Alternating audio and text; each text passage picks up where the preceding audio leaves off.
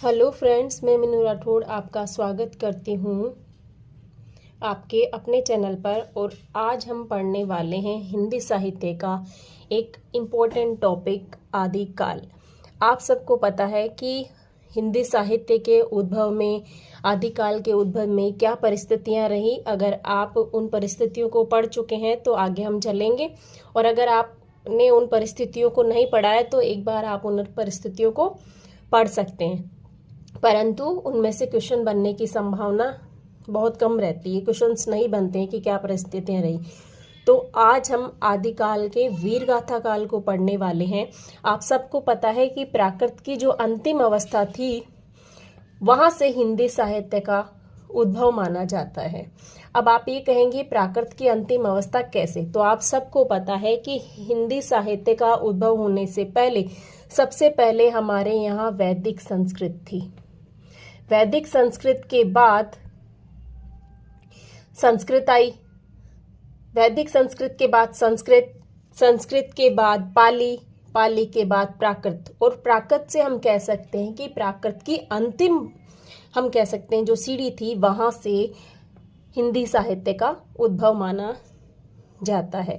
और फिर जब प्राकृत की समाप्ति हुई तो अपभ्रंश भाषा का विकास माना जाता है। ये शायद आप सब जानते होंगे। आप सबको पता है कि आदिकाल का जो काल माना गया है वो 1050 से लेकर 1375 आचार्य शुक्ल के द्वारा माना गया है। आचार्य रामचंद्र शुक्ल ने 1050 से 1375 का जो समय है, महाराज भोज से लेकर हम्मीरदेव का जो समय रहा है, उसे आदिकाल कहा है। अब आदिकाल को वीरगाथा काल क्यों कहा, तो नीति, श्रृंगार और वीर रस की प्रमुखता के कारण, यानी यहाँ पे वीर रस से रचित जो रचनाएं थी वो अधिक मात्रा में की गई। वीर गाथाओं का वर्णन किया गया। यहाँ के कवि थे वो दरबारी थे, तो वो अपने राजाओं की जो युद्ध थे उनके बारे में वर्णन करते थे, प्रचुरता से वर्णन करते थे। इस कारण से इस काल का नाम वीर गाथा काल पड़ा। अब इसमें क्या साहित्यिक परिस्थितियां रही, तो इस युग में 3 धाराएं चली थी, जैसा कि मैंने आपको पहले बताया है। एक संस्कृत साहित्य की थी, दूसरी प्राकृत की थी, और तीसरी थी हिंदी या देश भाषा साहित्य की। तो कुछ विद्वान, या हम कह सकते हैं कि जो कवि थे वो संस्कृत साहित्य में लिखते थे, दूसरे थे प्राकृत से संबंधित कुछ रचनाएं थी इसमें, और हिंदी और देश भाषा यानी अपनी जो जन भाषा थी वो तीसरी थी, उसमें भी रचनाएं प्रचुर मात्रा में देखने को मिलती है। अब आदिकाल के विभिन्न नामकरण क्या है, यहाँ से बहुत इंपॉर्टेंट क्वेश्चंस बनते हैं। मैं कहूँ कि ये भी आपके लिए इंपॉर्टेंट बनता है कि कौन कौन सी धाराएं थी। ऐसे पूछा जा सकता है कि कौन सी धाराएं थी, इनमें से कौन सी नहीं थी। अब आदिकाल के विभिन्न नामकरण क्या है, तो सबसे पहले वीरगाथा काल आचार्य रामचंद्र शुक्ल ने कहा है। सिद्ध सामंत युग राहुल संस्कृत्यायन के द्वारा कहा गया है।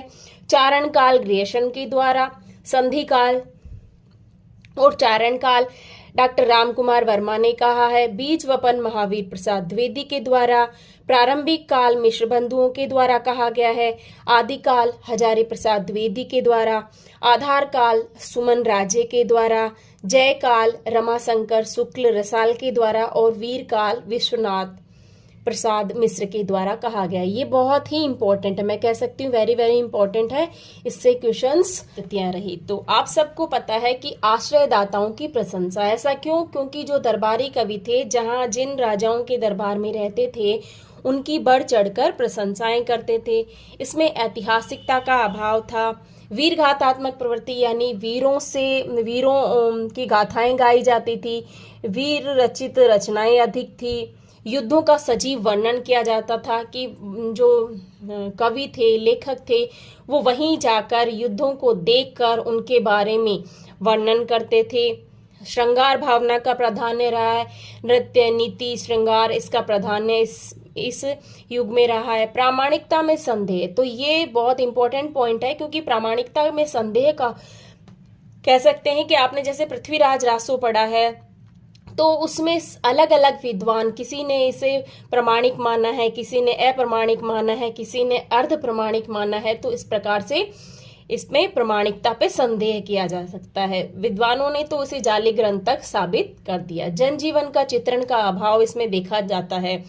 विविध छंदों का प्रयोग यानी अलग अलग छंदों का प्रयोग इसमें किया गया है। डिंगल और पिंगल भाषा का प्रयोग किया गया है। विद्यार्थियों, आप सबको पता होगा कि डिंगल और पिंगल भाषा क्या है।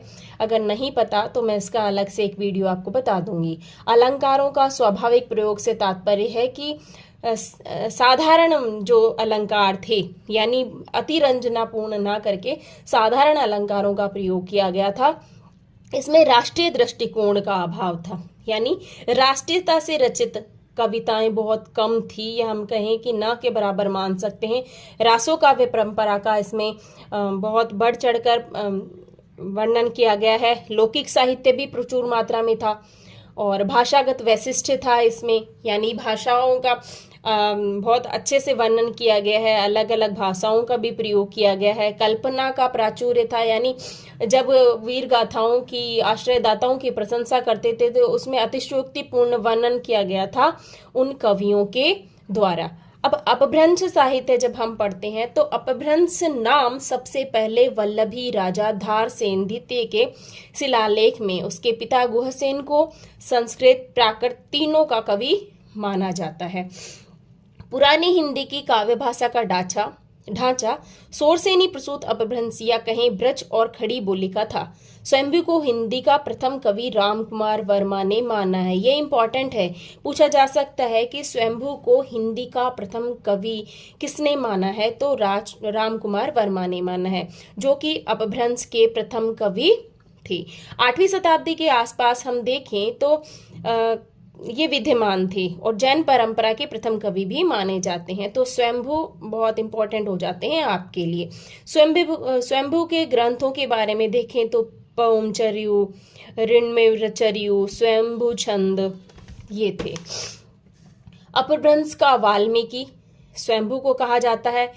अपनी भाषा को इन्होंने देसी कहा है। पौमचर्यु को पुत्र त्रिभुवन ने पूर्ण किया। जब ये उसको पूर्ण नहीं कर पाए, यानी हम कह सकते हैं कि उसको आधा अधूरा छोड़ दिया इन्होंने, इनकी मृत्यु हो गई, तो उसके पश्चात त्रिभुवन ने उसे पूर्ण किया।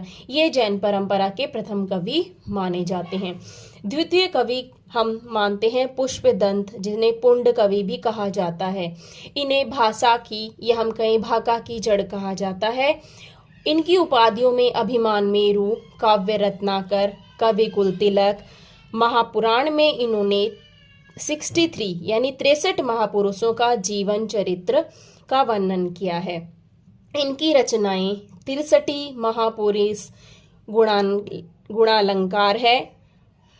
नय कुमार चरिवु, जसहर चरिवु आदि इनकी रचनाएं हैं। इन्होंने अपनी कविताओं में या अपने काव्य छंद में चौपाई छंद का अधिक प्रयोग किया है। इन्हें हिंदी का भवभूति कहा जाता है।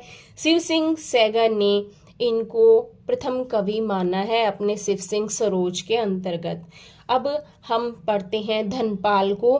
तो बोलचाल भाषा अपभ्रंश के निकट थी, उसकी रचना धनपाल के द्वारा किया गया है। मुंज के सभा कवि थे। इन्होंने भविष्यत कहा 10वीं शताब्दी में लिखी थी। प्राकृत भाषा में इन्होंने पाय लच्छी नाममाला लिखा, जो कि सर्व प्राचीन कोश माना जाता है। तो ये बहुत इंपॉर्टेंट हो जाता है कि सर्व प्राचीन कोश किसे माना जाता है प्राकृत भाषा का, तो पाये लच्छी नाममाला, जो कि धनपाल के द्वारा रचित है। ये दिगंबर जैन कवि थे।